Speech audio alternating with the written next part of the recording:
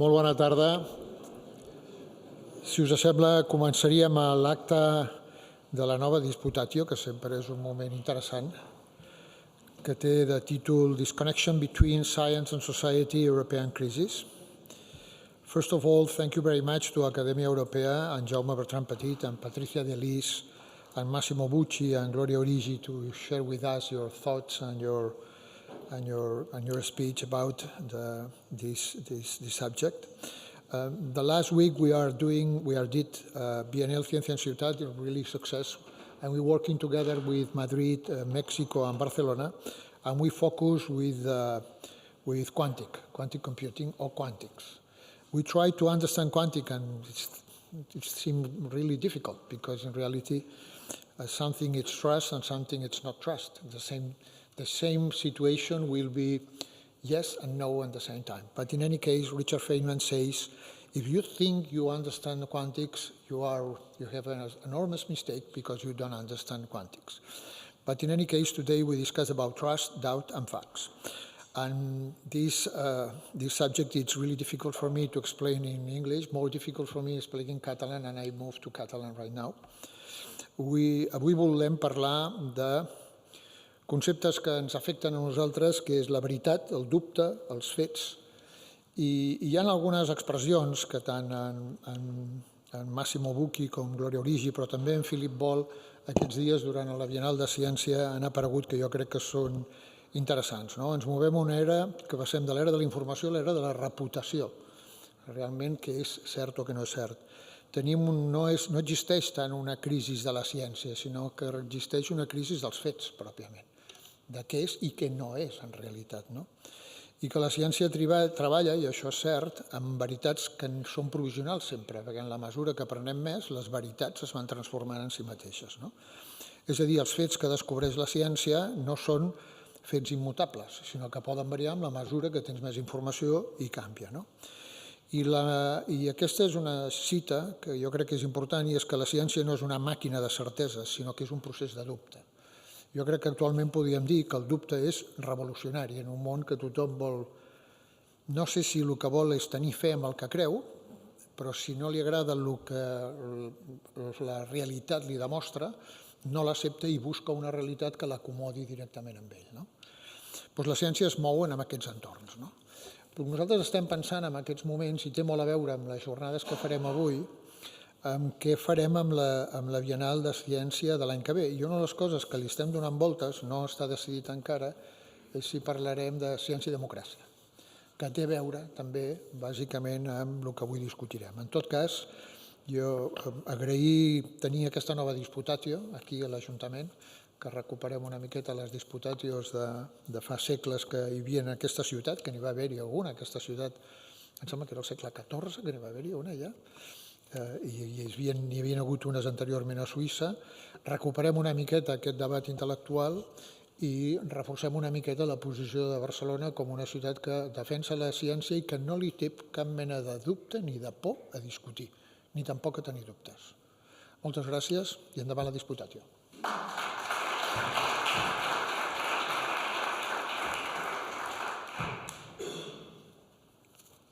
Molt bona tarda a tothom. Thank you very much, Jordi Banys, for your introduction. And today we are here for one of these big events that are being organized by the Academia Europea. So Academia Europea is an European-wide and larger than that organization in Europe, and it has several hubs. One of the main hubs, they said that the most active one, is in Barcelona.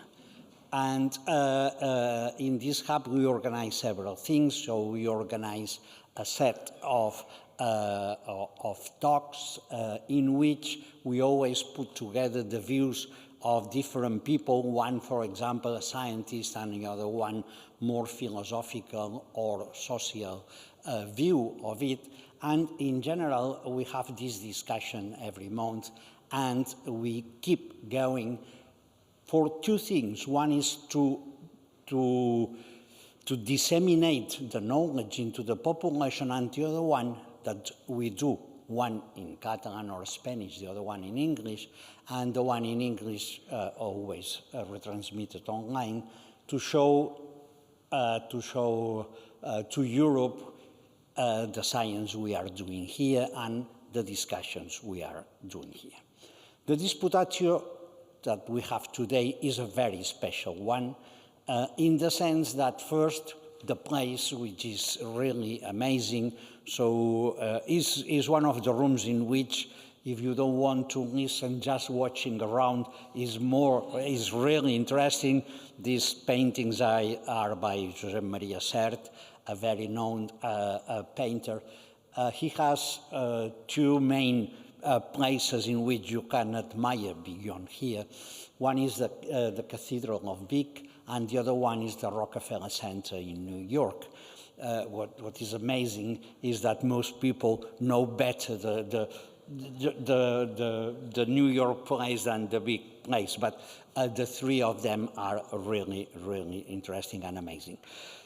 The Disputatio, why we are here. So the idea is that there are themes in which we can say things from the academia that are many times not considered enough to take decisions.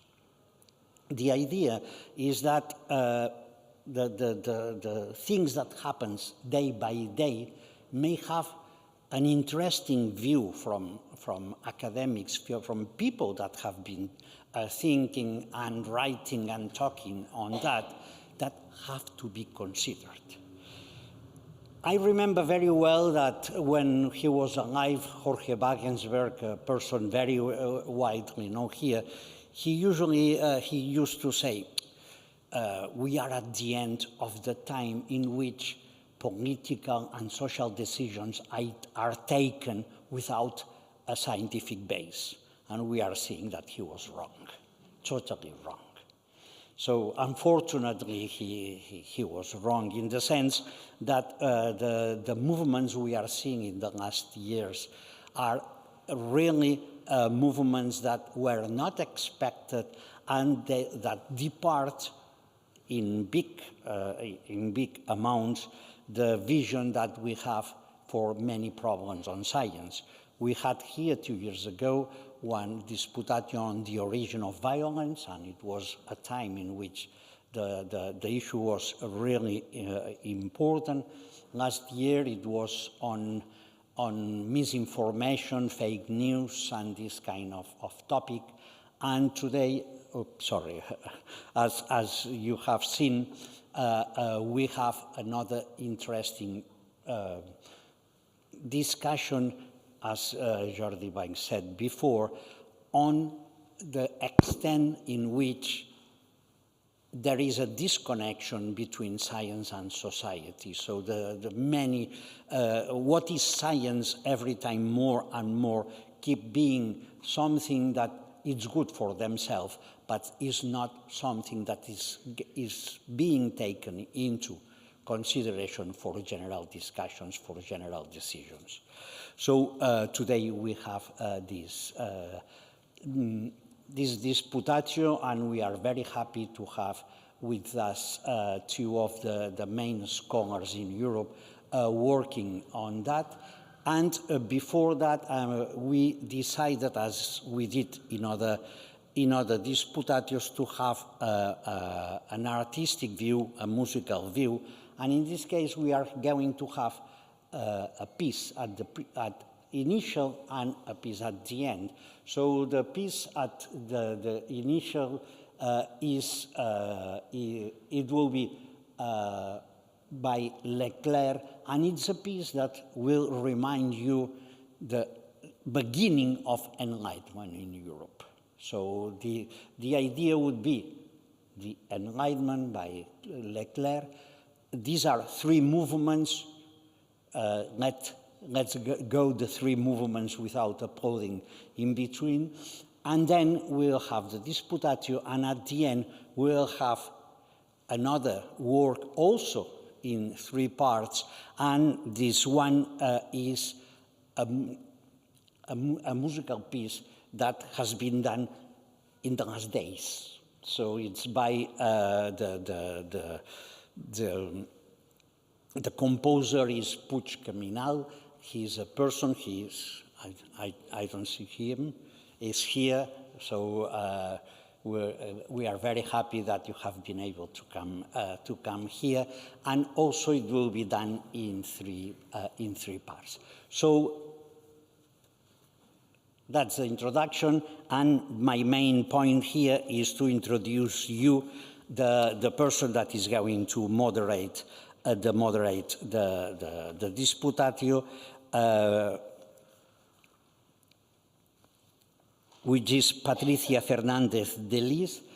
She is a science correspondent in El País, so she's the person that is working for El País in science, and she's going to conduct and present the persons, the disputantes in that.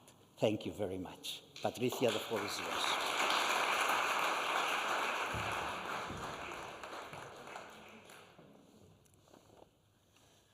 So thank you, Jaume. Thank you very much, and good afternoon, everyone. I think the first thing we are going to do is the music, right?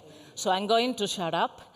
I just came here because you asked me, but I think I'm going to shut up and let the music play. Thank you. I will come back afterwards.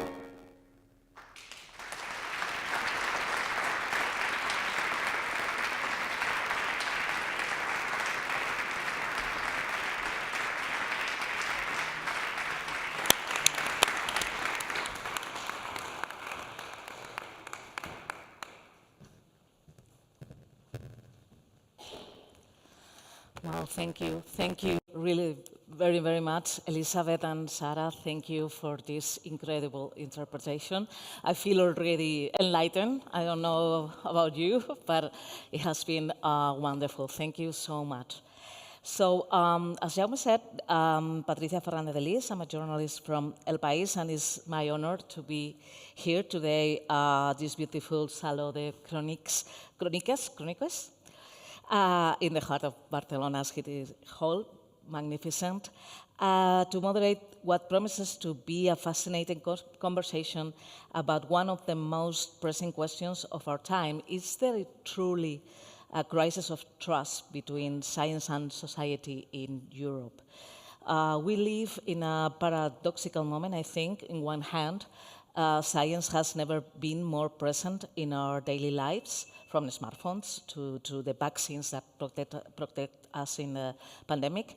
On the other hand, we have constantly fake news, disinformation, vaccine hesitancy, and the supposed disconnection between experts and citizens.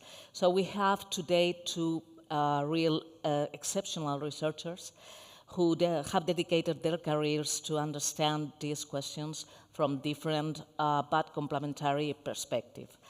I am going to present, allow me to present our first speaker, Professor Massimiliano Bucchi.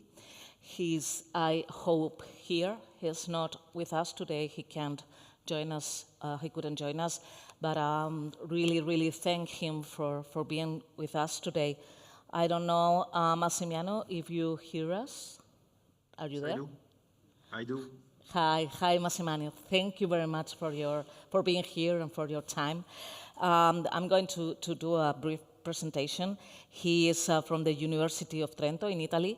Massimiliano is one of Europe's leading scholars in science communication and public understanding of science. His work challenges many of the stereotypes we hold about the public engages with science.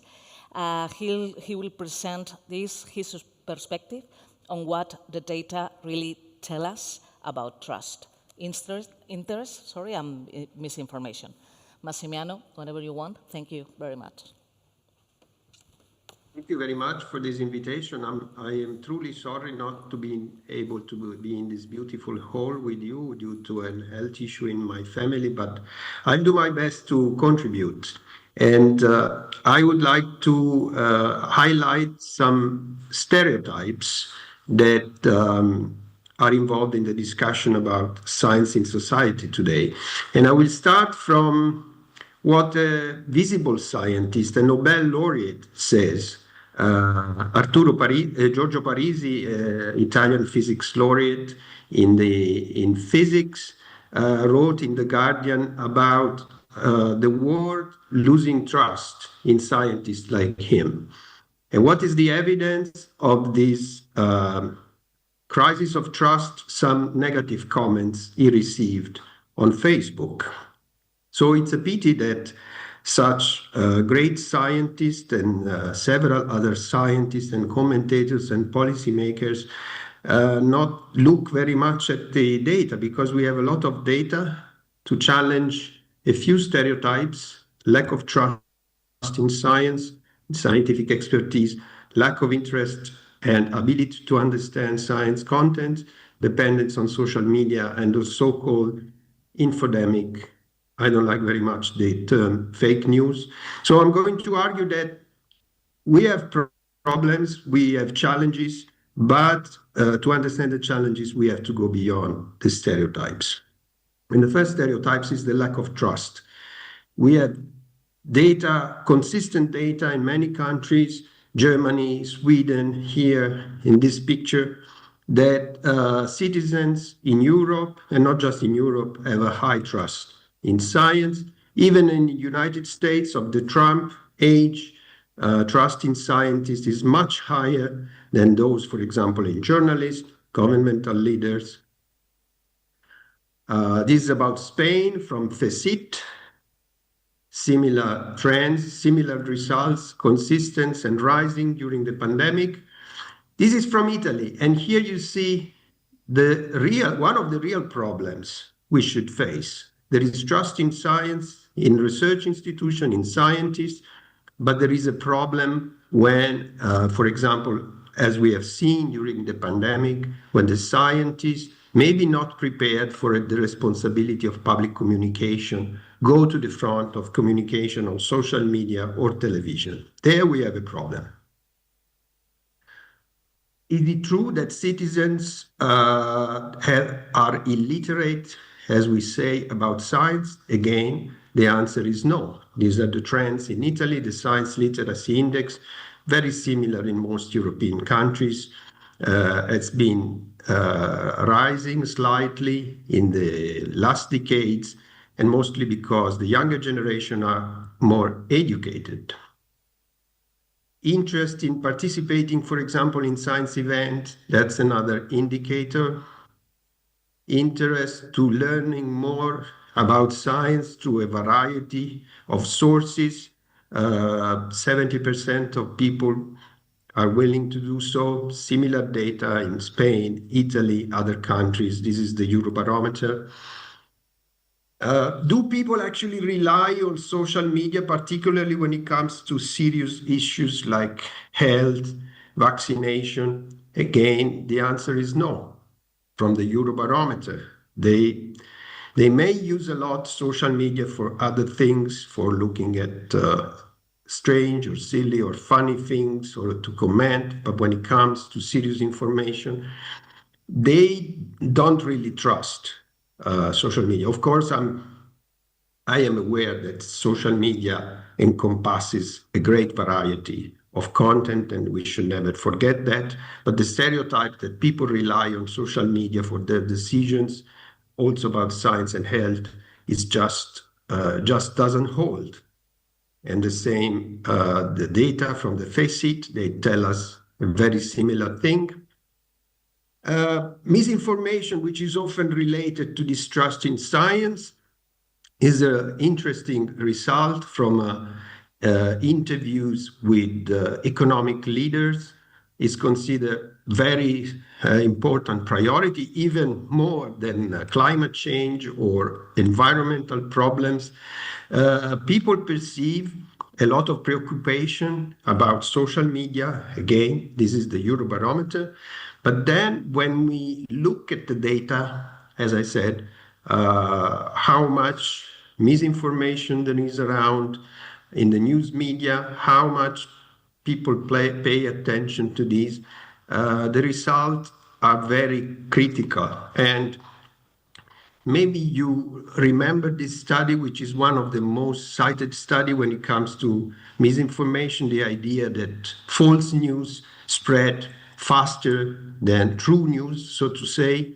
This has been widely criticized, is now considered a highly controversial study for the method they used, because they didn't use actually false news, but contested news. There's a very good study by Altai and other scholars, which is completely questioning these and also highlighting the so-called third-person effect, the perception that misinformation is a problem, but the others are misinformed. It's a way of projecting, again, stereotype on others.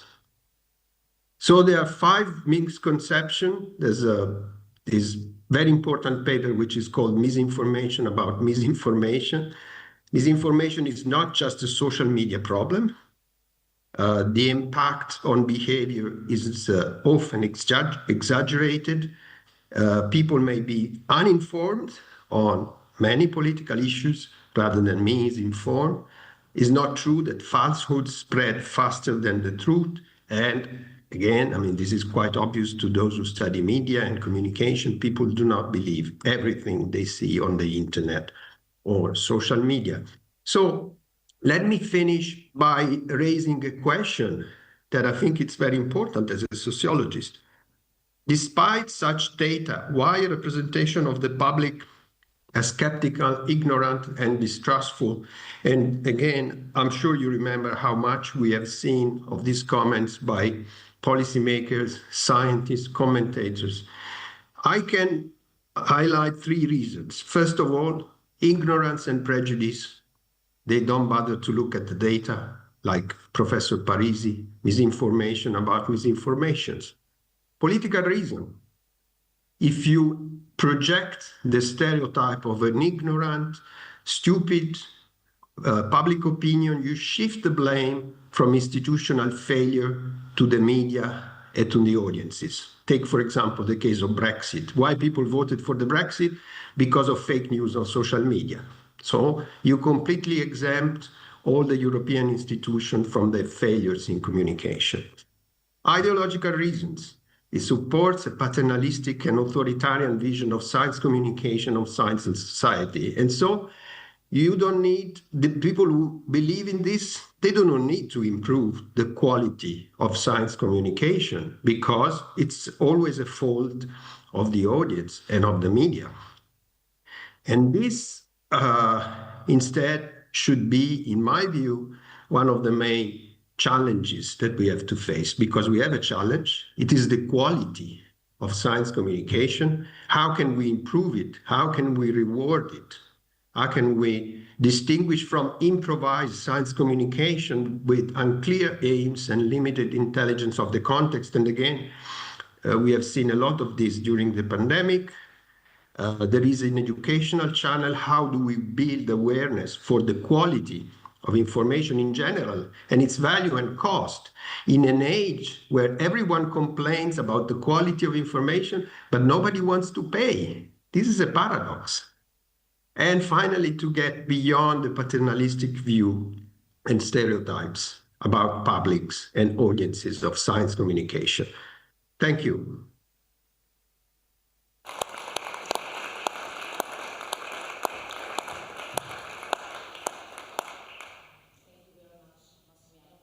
Presentation and for keeping it brief, and thank you very much for being with us once again. After this presentation, we'll hear a different perspective on the same question. We'll hear from Professor Gloria Origi. She is from the CNRS in Paris. Gloria is a philosopher and a cognitive scientist whose work explores reputation, trust, and epistemic authority. She will offer a compelling argument about why what we call a crisis of trust might actually be a crisis of authority. Gloria, please. Thank you. Thanks a lot. So how do I move this thing with this, like this?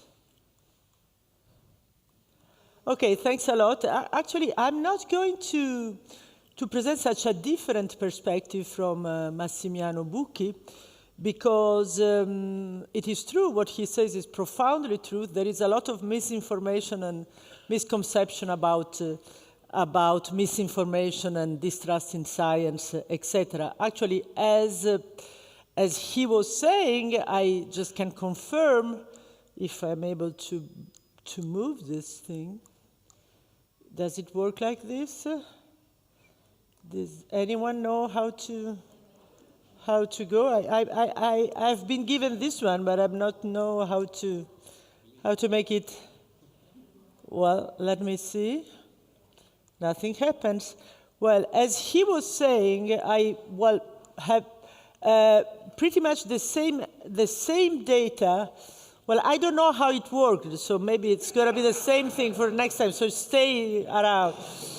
I have basically the same data for Europe, like from Eurobarometer, which is quite a reliable source, that most people, at least in Europe, trust science, and Massimiliano was right to say that even in the United States, that may seem sort of paradoxical given the situation, the present situation, the present administration, and the attack of science of the present administration. Still, the majority of Americans trust science, and that is clearly true for Europeans. I mean, science is one of the most trusted professions among many. Massimiliano mentioned journalists, for example, are very, the lowest are politicians and real estate people, usually. And the highest, yes, it's true, and the highest is science and people, fire workers, les pompiers, fireworks. They are considered very, very, very trustworthy. And so you see, and that's quite a stable result that didn't change that much, even during COVID. Even we had a sort of crisis during COVID. It was not exactly a crisis of trust in science. It was a political crisis, a general political crisis that touched, of course, also to trust. But despite these sort of very stable findings that we all have the perception there is a sort of dominant narrative these days that there is a crisis of trust in general, that people are less rational than they used to be, and they trust less in science than they used to be. Of course, this narrative well predates the COVID pandemic and may alter people's views about scientists.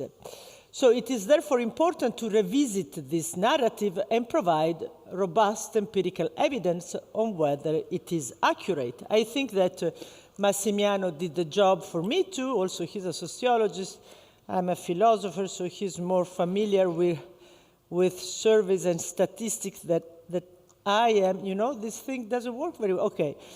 So, as I was saying, and these are results that he also mentioned, 83% of people in Europe say that see the overall influence of science and technology as positive, which is interesting. Also, technology, given even in a situation in which, AI and all this technological field raises a lot of anxiety, and so people, we have the perception that maybe people are not so positive about all these big changes that are ahead for us in Europe, and still people believe that the changes are for the better. And 2/3 said in the Eurobarometer 2025, these are big surveys around Europe, so that's, of course, surveys is not knock down science. There is a margin of interpretation, etc. But basically, it's a strong tool that we use to just catch the perceptions of the population. And 67% think that technology improves people's lives and make lives easier, etc., etc. So there is not an exact crisis of trust in science, but there is something that we perceive as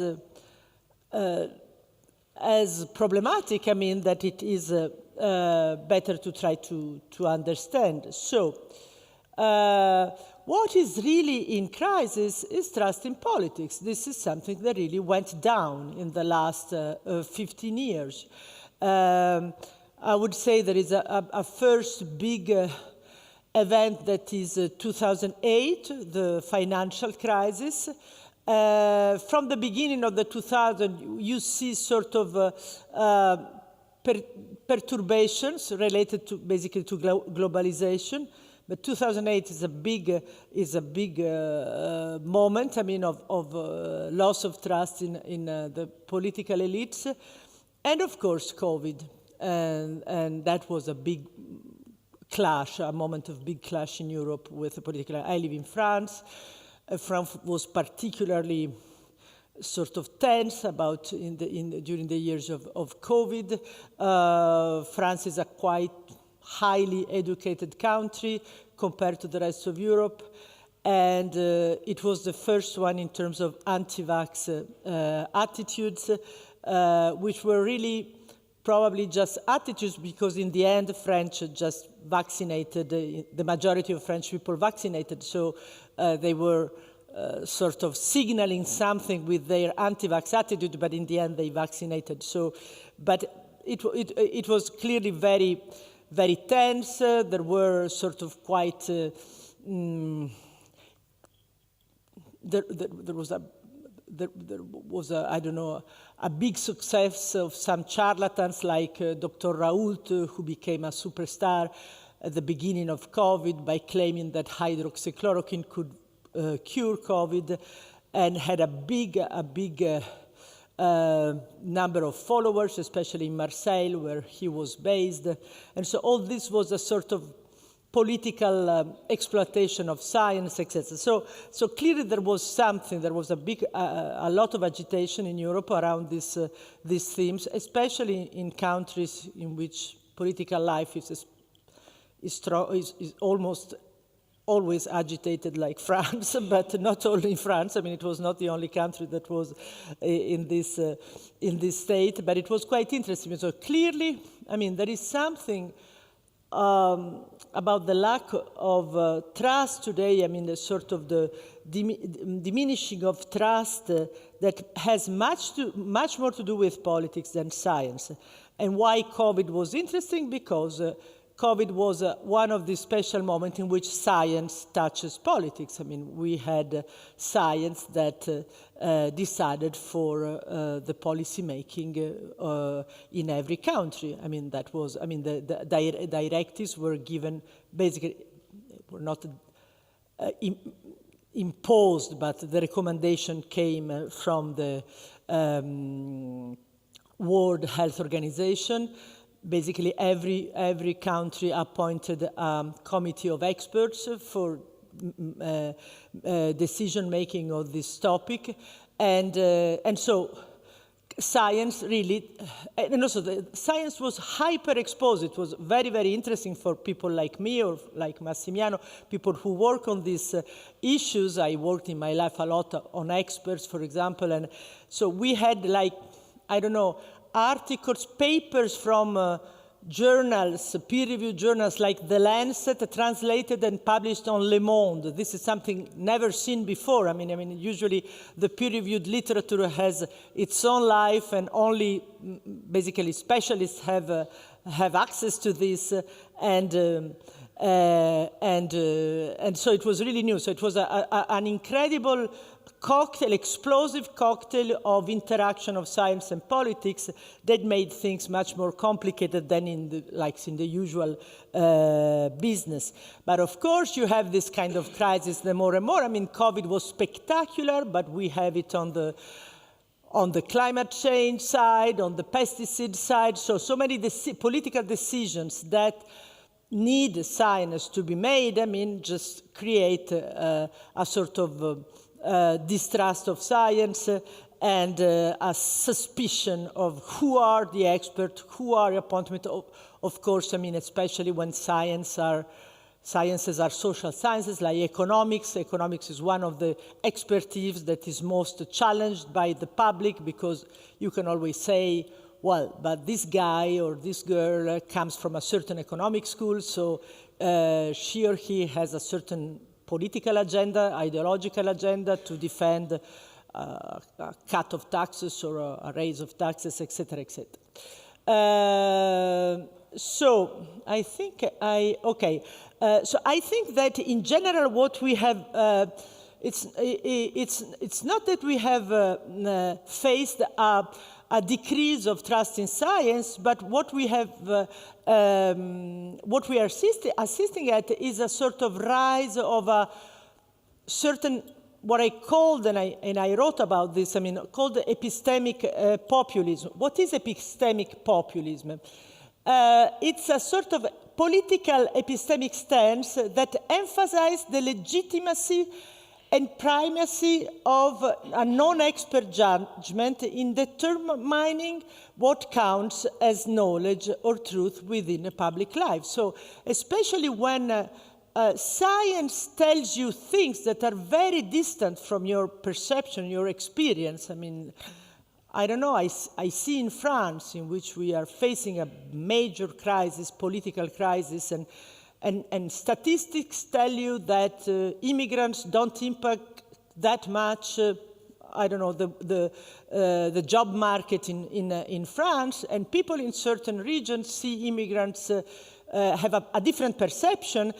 This different perception, they want to be legitimized. They want to be taken into account, even if it is not scientific in the sense there are no statistics or no data that support it. So epistemic populism is something like, I want my way of perceiving things as just taken into account. I don't care if it is scientific or not. It's just my stance on reality, my take on reality. I want that someone just takes care of it. And this was, something very well perceived by populistic movements in Europe. If they have a common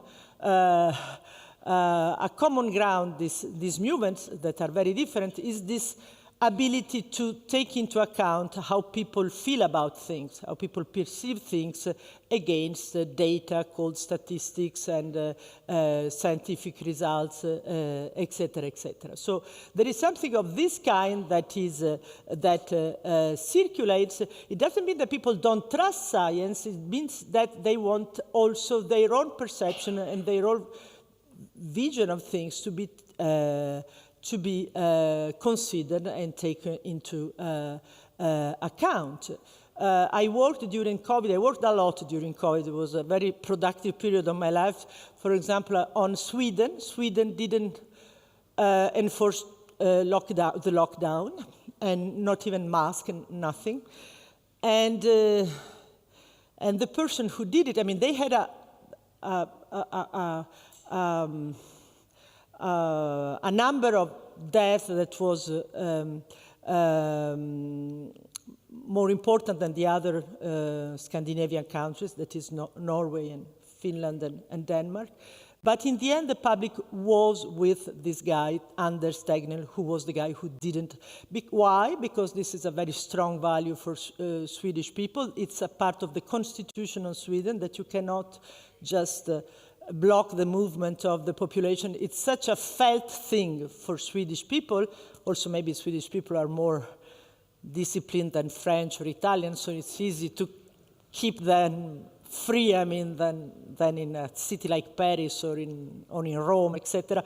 But anyway, so the thing was totally backed by the population, who accepted even a raise in deaths to keep this fundamental value of Swedish people, that is autonomy, freedom, etc., etc.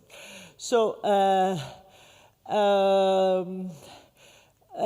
and also in general, I don't want to be, I think that we have the tendency to criticize those who don't accept science, or consider them either ignorant or irrational or ideological, etc. I think that epistemic populism has something it's just, we should try to understand why people reason in this way and why people are so attached to their own sort of vision of things, vision of the world, vision of life.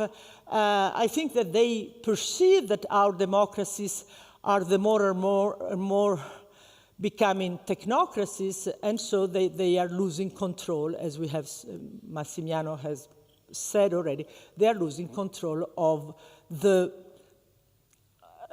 reason on which decisions are made.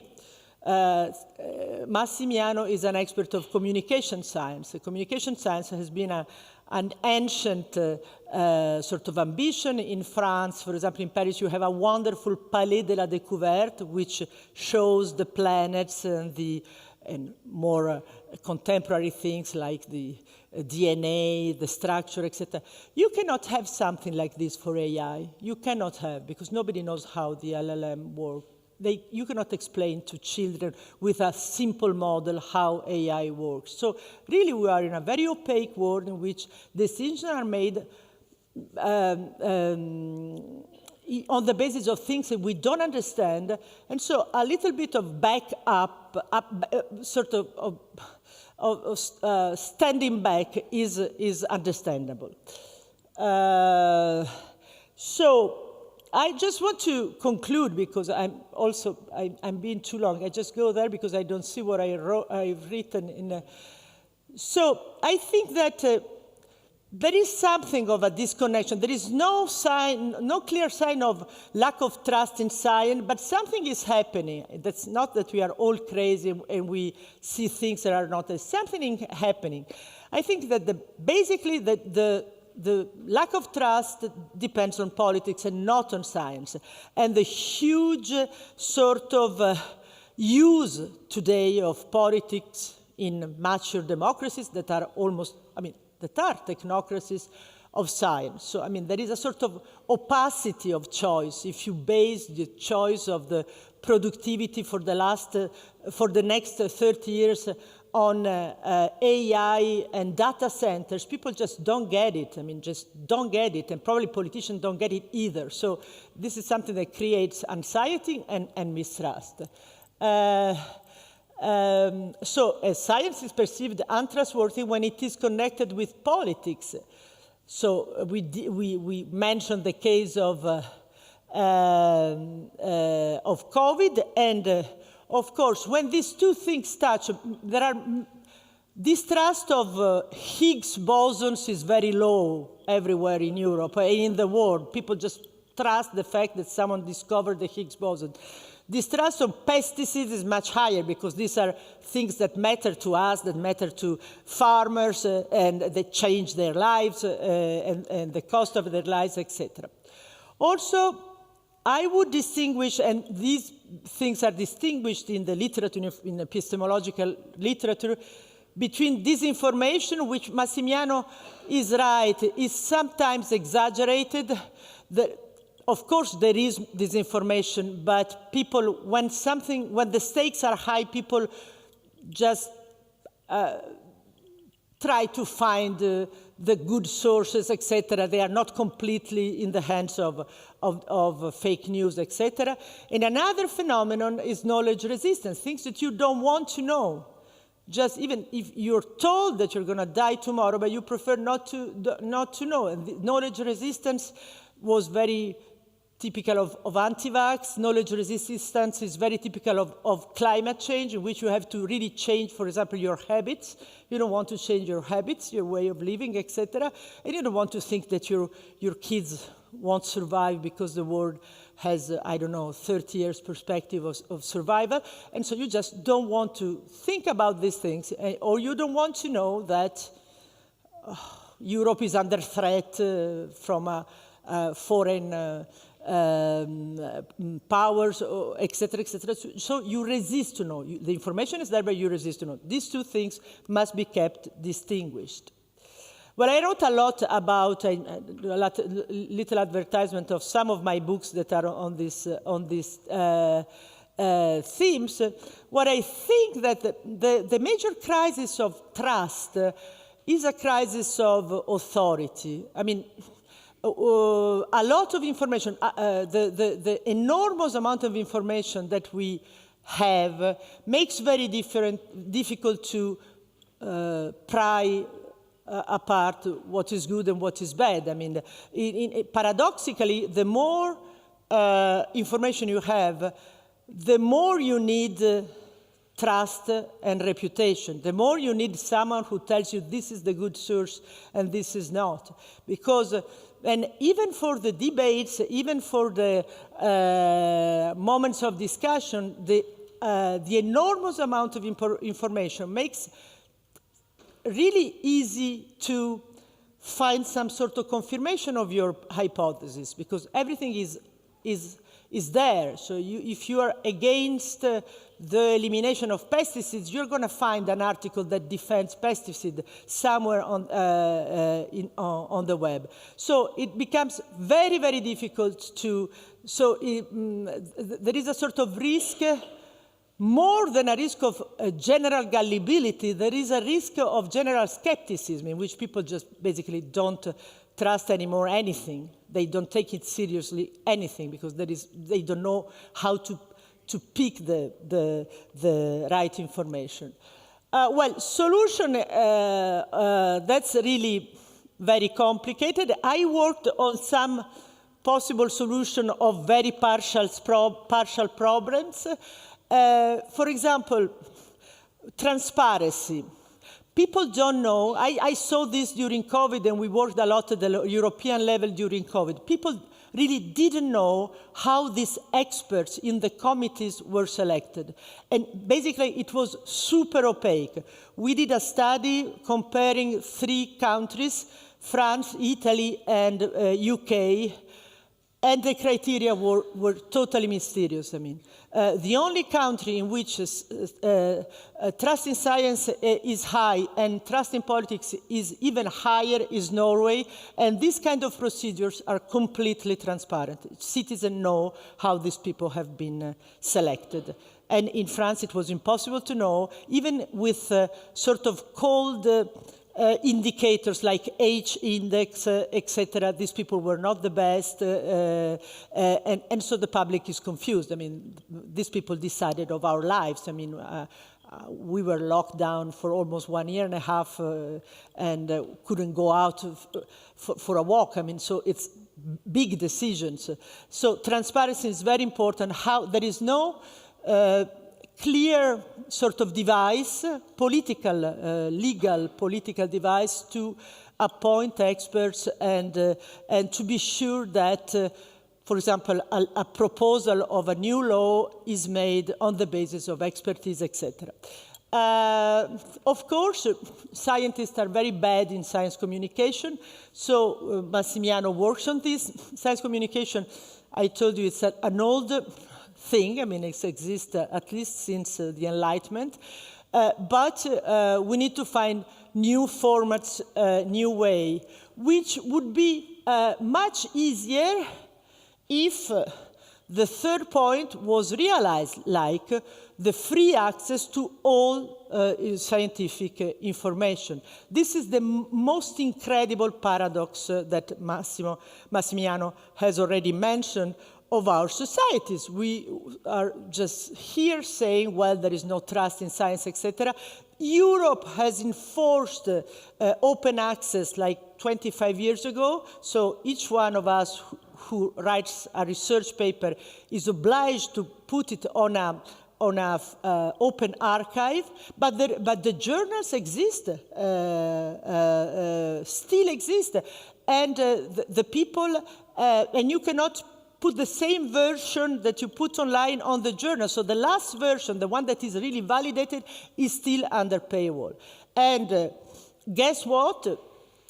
AIs, ChatGPT, etc., don't go even there. Even them cannot go beyond the paywall. So they don't read Nature. They read PubMed, which is okay, but it's not Nature. You know. So this is just absurd. I mean, we want quality. Let's sort of invade the web with quality stuff.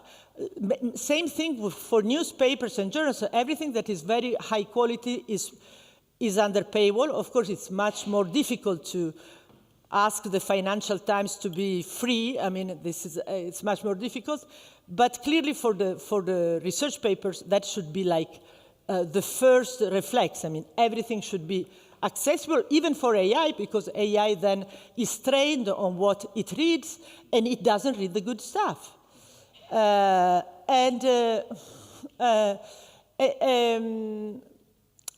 and also science, there is also a more general point. I would say science has been heavily politicized in the last, I would say, 30 years. I really followed the process. And so it is considered today an appendix of a political decision-making and political problem-solving. And so I think that maybe we need to re-enchant a little bit the image of science. Science is not only a sort of decision-making help for power, it's also a counter-power which can reveal truth and alternative truth, not in the sense of alternative facts, I mean, truth that are not said, for example, by the power, and so I think there is a sort of bureaucratization of science also that makes people perceive it as just a little group of pundits that help politicians to make decisions. This is never a good image. But of course, I don't have a perfect solution, but I think there are many directions in which we can clearly advance. And I stop here. Okay. Thank you very much, Gloria, and thank you, everyone. I wanted to thank again Massimiliano. I just want to ask you some questions, and after that we will open the discussion to the audience. And I would like to ask you, Massimiliano, if you are there, about Gloria's presentation, because there are a lot of things in common, but there are some things that are not just as in common. And of course, this is a Disputatio, a debate, so I will love you both to debate. Massimiliano is there? Or is not? I'm here. Oh, okay. Hi, thank you. So I would like to ask you about some things that Gloria said, just to know if you are if you agree with her. This kind of vision of the politics influencing science and causing this epistemic populism that she talked about. Do you agree that we are in this situation right now? I'm not a political scientist. I'm sure Gloria has much more knowledge than I have on this topic. What I see from the data, which I think we should really be worried about, it's a dramatic crisis of politics. And I mean, this is evident. I don't know what are the data in Spain, but we just had the regional elections in Italy. 60% of people don't go to vote. This is a very concrete and dramatic sign of the crisis of politics. And so I don't see a crisis of trust in science. I see, of course, I see political leaders and policymakers and social movements who want to instrumentalize expertise. But this is indirectly, it's a sign of the power and authority of science. Because nobody says, you know, we took this decision because we don't care about the science. No, they want another science. They want other scientists. If you remember the Novaks, I mean, who they were calling to support their views? Professor Montagnier, a Nobel laureate. This is an indirect sign that, you know, that science is a powerful thing. So I agree with Professor Origi. I see many problems, and I said I'm not competent in analyze. I'm just worried as a citizen that about the contemporary crisis of politics in democracies. But I think it is not specific about science. It is more about the politics. I don't know, Gloria, if you want to. Oh, yeah, sure.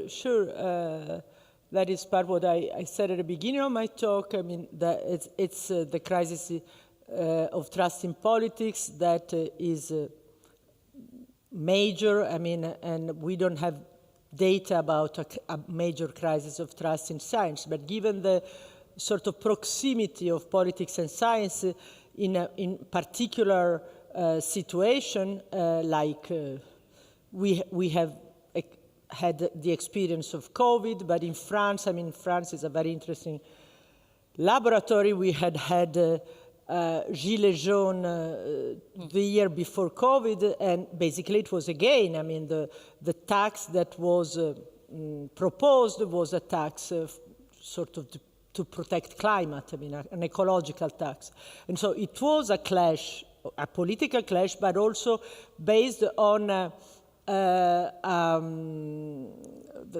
proposing that tax was depended on a sort of scientific expertise about climate change and etc. So what I was saying is just that when science touches politics, when science is close to political decision making, well, it can be just non-accepted, even if people think, I mean, in general, that they like science and they are totally okay with a scientific view of the world.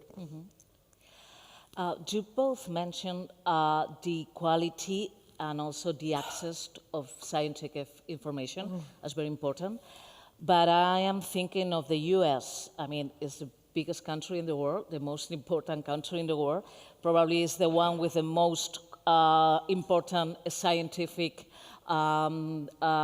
institutions in the world, with the best newspapers and the best information and a lot of social media. And we have a person that is an anti-vaccine supported in the CDCs. And we have the US population, actually, we have this crisis of populism, I believe, that is very, very big right now in the US. But they do have a lot of scientists that are very important, and they do have very good media and information. So what is happening in the US? And can this happen also in Europe? Could we have this enormous crisis just to have an anti-vaccine maker in the place where vaccines are made? It preoccupies me a lot. I don't know, Gloria. I'm going also, Massimiliano wants to go first. I mean, it's a very, the anti-science thing in United States is very complex to understand. Everybody's clear. I mean, nobody has a clear-cut explanation why people, especially old people like Trump, are interested in cutting cancer research. I mean, it's just like seems totally irrational, etc. Clearly, it has to do with a certain power of the elite. Science in the United States is made in sort of the elite university. The best science is made in the elite universities, and this is a big target for this administration. Just, I mean, you remember J.D. Vance, there is a speech in which he says universities just should be shut down. I mean, they are completely useless, etc. So there is an idea of replacing. And also, I think there is all this dark side coming from the tech world, etc., all these big tech people, in which they think that the methodology of how science is done today is basically over. I mean, there will be new things with AI, etc., and all these people, all these experts that we're paying with public money, etc., they're going to be. And but I don't think that this is enough to get the overall picture of why they are so skeptical about science. Massimiliano? I do not know enough American politics to give a short answer. What I see again is anti-intellectualism, probably based on the perception by certain politicians that intellectuals are kind of supporting the rivals in politics. So I think it's a perception of political alignment of the elites. Whether it is correct, I don't know. But what I see, not in United States maybe, but more in authoritarian regimes, I mean, obviously they have a problem with science, but this has been demonstrated by Robert Merton almost a century ago, because science is a particular type of institution which doesn't work, which only works properly if it has a certain autonomy. It needs resources from politics, particularly in our age, taxpayers' money, but it needs some independence or a certain amount of independence for politics. So it's a very delicate relationship. And of course, we have seen this, I mean, clearly in Nazi Germany, in the Soviet Union, that if you push this invasion of politics too much, then science doesn't work so well anymore, particularly in a certain sense. And do you think it's a problem also of understanding? I mean, of being something that is complicated to understand? I was remembering Carl Sagan saying that this very famous phrase that we have arranged a global civilization in which most crucial elements depend on science and technology, that no one understands science and technology, and that has a recipe for disaster. He said that.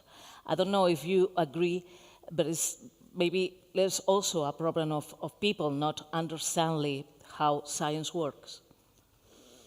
If we consider the results that Massimiliano has presented, science literacy didn't decrease at least in Europe, but I don't know if Massimiliano you have data also for United States. I don't think in United States either. I mean, I have data about, for example, mathematical competences. For example, in France, they seem to go down, but basically, so it's not the. I'm not sure. I don't think that people don't understand science. Maybe what is more difficult today is to understand the aims. In general, the aims of science. I think that people feel, I don't know, I don't have just in personal conversations, but even like political conversation. I work a lot with the political institutions in France. And for example, with AI, we are sort of pushed, we are all obliged to follow this thing, but nobody has clearly in mind what's good about. I mean, it's very confusing. I mean, it's so maybe it's more about the general aim that is more difficult to understand intuitively, but this is just a guess. Okay, Massimiliano? I think we should be careful not to think that trust and respect for science is dependent on the understanding of science content, because it doesn't work like that. I mean, trust is precisely about that. I mean, for most of us, science has become so complex, it is a black box. We don't know about the content. We just rely on the competence and the experts and the independence and the funding of science, and expect certain types of results, which can be basic knowledge, can be practical applications. I mean, if we would have to be competent on any specific topic as citizens, I mean, most of the scientists are incompetent about most of the rest of the science. I mean, so they are just specialized in the small little thing. And again, this is a problem we have seen in the pandemic, right? Immunologists talking about pedagogy, what should we do with schools, and this kind of thing. This is one of the communicative effects, that once you're visible, you get asked like Einstein himself complained, I get asked all sorts of things, which I don't know anything about. So this is one of the dimensions of expertise. But I said, we should disentangle this from the understanding, which of course is a good thing. I mean, I'm not claiming more ignorance. I think we should communicate science for many good reasons, like also cultural appreciation, enjoyment. It's beautiful, it's interesting, it can be funny, but not for the purpose of convincing people to accept certain political choices. So I have a lot of questions for both of them, but I will open right now the questions for the audience. We have like 10 minutes or 15 minutes for you if you want to ask or say something to our very, very competent experts. I don't know, we have a microphone or something? Yes, over there. So if anyone wants to say anything to here, perdona, aquí, to Jaume, this one, yes, the boss. Oh, okay, thank you. Thank you. Thank you very much. Thank you very much, Massimo. Thank you very much, Gloria. At the very end, it seems that what is really important is the self-perception of what you are in between the whole knowledge. In that sense, maybe your idea of epistemic populism that you have so well explained, it's psychologically, it could be at the base of this success in what I say is gonna be important, if we think that maybe all these people feel themselves as prophets. So if I am a prophet, I'm going to convince much more people than if I sit down and I tell people plain things without lots of add up. So if I am only rational, I'm not going to success in convincing people. But if I feel I am a prophet and I convince people that I am a prophet, maybe things will spread much faster and the populism will succeed. So everything could be at the very end a pure psychological problem. Well, there are clearly many psychological effects that influence how information flows. But, for example, there are very interesting studies made basically by economists with psychologists, but I mean it's behavioral economists on emotions and information. They are very interesting. Like, for example, if you are in a situation of fear, as in the case of COVID, basically you search more information. You're pushed to search more information. If you're in a situation of hate, of anger, you stop. You don't search for more information. You just stop. You say, he's the cause of all the problems, and I'm angry with, and that's a very subtle effect, but it's very interesting to see how emotions can be cognitively, can induce really epistemic states, I mean, and change our epistemic life.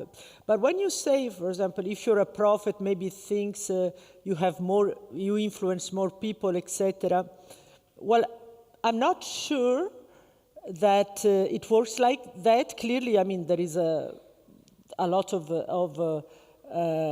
propaganda and rhetoric that is used in communication today. And also, I wouldn't encourage rational people to use the same means. I mean, in a sense, I think that it's important to, if we have to convince people about things, for example, about the usefulness of science, it would be nice to convince them through their critical faculties, and if it is still possible. There's another one. Allí, ¿no? Y ahí detrás otra ahora. I have a very simple question, because I think all the arguments make a lot of sense, but I'm having a difficulty to identify which of these arguments are new and which ones have been or have existed in the past. So are we talking a matter of the magnitude? So if we think about the use of science by politicians, this has happened during the, it's not a new thing right now. So is it because now it's more intense, or are there particular arguments that are specific of this time that make this situation more relevant than it was in the past? I don't know if Massimiliano, maybe, do you want to answer? I think one of the things we saw, Gloria has mentioned that the COVID pandemic was probably the most spectacular example of science communication in the history of mankind. We never had so much science on primetime television and social media. I think one of the new thing was that we had access to science in its making, rather than science already packaged for public consumption or political decision. We had seen a little bit of that already in cases like climate science, but this was much dramatic. And other than that, I would agree with you that particularly since the Second World War, or even before, politics has used scientific expertise in a number of ways, and it still does so. It's very hard to, particularly if you think about politics, for example, at the European level, to find a politician say, we just don't care about the science. They may hate individually some scientists as a symbol of something, or, as I said, because they perceive them as politically aligned with another parts, but they wouldn't publicly claim they ignore, they willingly ignore expertise. There's another question over there. Thank you very much for many thought-provoking observations and reflections. I have 2 points. One concerns your demand at the end of your presentation that you said we should re-enchant science as the disinterested, politics-free search for truth. I would like to put a little warning out here that philosophy of science and history of science and sociology of science of the last century or so has shown that science is, while it is very good, also something that has often failed, and whatever progress in knowledge it has achieved were hard-fought achievements that take scientists a lot of time, and that it is better to inform the public about all the pitfalls that scientific research faces all the time, all the failures of, to name a recent debate, failures of replication in the social sciences, in clinical research. People need to learn about that. So have, to use the subtitle of a book that's now 30 years old, I think, by the philosopher Philip Pitcher, we must teach science without legend and scientific objectivity without illusions. So that's what I would say. I think that's also a better idea of, a reflective idea of science. Another thing that could be done, particularly in science education at schools, but also at universities, is to remind people of something that is not very well known, namely that the United Nations Declaration of Human Rights has a right to science as a foundational human right. And if people knew that and understood what it means, for instance, it means the right to participate in science, the right of scientists to do research that is unaffected by political or other vested interests, the right of the public to receive research that is done in a responsible and ethically responsible manner, and the right of the public to use scientific research where it's certified enough. I think that if people would learn that science is an open system, and that science is something that they have a right to. That might help to reduce some of the disenfranchisement between science and society. I wonder what your thoughts are. Okay, I don't know if there's anyone else over there. Ayib?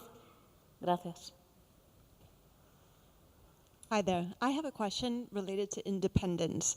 I think all of us might agree that with industry-funded research, there are particular interests at heart. Obviously, the government is also, or governments, plural, also have their own interests. For example, when you think of how the Trump administration has now lashed out against the use of Tylenol during pregnancy, linking it to autism, etc.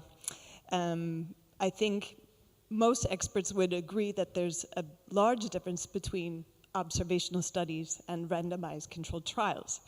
But what is surprising to me is even among science communicators, sometimes I fail to see that independence in the way information is transmitted to the public. So I'm wondering if the speakers, also yourself, Patricia, given your expertise in this field, if you could reflect a bit on the need for independence also in science communication, not just in terms of science itself, funding sources, et cetera, but the way information is transmitted. Thank you. Sure. I think that Massimiliano is the expert of science communication much more than I am. I totally agree. I mean, it's.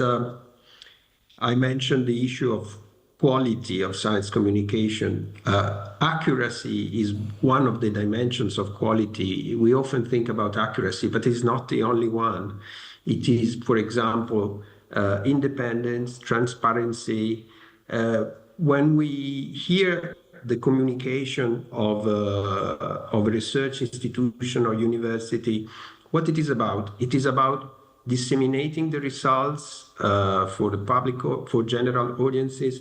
It is about self-promotion. It is about branding. These aims are often mixed in a not very clear way. So I would emphasize that we don't need more science communication. We need better science communication. And better science communication doesn't only mean accurate. Of course, accuracy is important, but there are other dimensions of quality. And as for me, as a journalist, it's very complicated. The work for a science journalist is really complicated because it's very, very tense and it's very complicated, and there's a lot of issues related with time and space and the formation of the journalist that affects the communication. But anyway, just to make it simple, I don't think independence is one of the issues.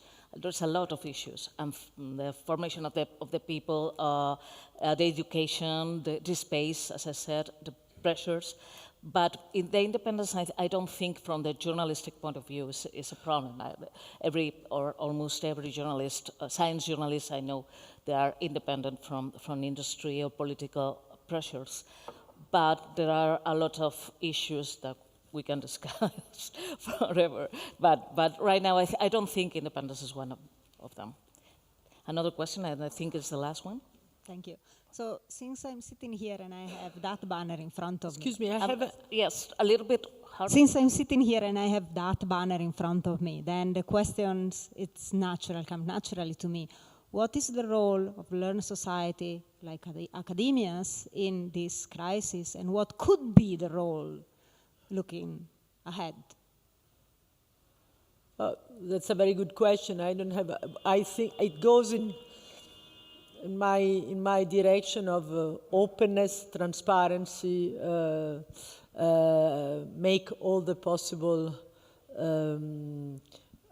results and endeavors, etc., available to the public. Just make it is true that there is a lot of stuff that circulates already, but I mean, the more the better. I mean, the web is a very complex environment, but at least it is infinite. So The only thing, if you want to have a quality space in terms of scientific information, the more you share, the better it is. I mean, I would say that the institution, even universities, I mean, of course, Academia Europea and each university, the networks we put together each time we are in a European project, etc., just try to be visible and transparent and share the most possible amount of information. Massimiliano, I don't know if you have anything else? Big academies could play a very important role, but one of the challenges we see right now is also between individual communication by individual scientists, for example, through social media, and communication by science as a community, so to say, or institutional communication. And we have seen a number of tension arising from this. So I think this should be one of the topics, and also working with the scientists would be important to get them to understand the new responsibilities in the new landscape of communication that they have when they jump into the arena of public communication. Okay, so I think we are done. I want to thank I want to thank, of course, our brilliant speakers. Massimiliano, over there, thank you. And now we'll see you in Barcelona next time, I'm pretty sure. And Gloria, thank you for your research, your insights, and your stimulating conversation. Thank you so much. Thank you. Thank you to the Academia Europea, to the Barcelona Hub. Thank you to the Barcelona City Hall for hosting us in this magnificent space. Thank you to our musicians, and we are going to have another performance right now. And thank you all of you for your discussion of very, very interesting questions. Thank you so much. And we are going to, yes, to pass to the musicians again. Thank you. Now, it's a composition from Alex Caminal. Thank you very much.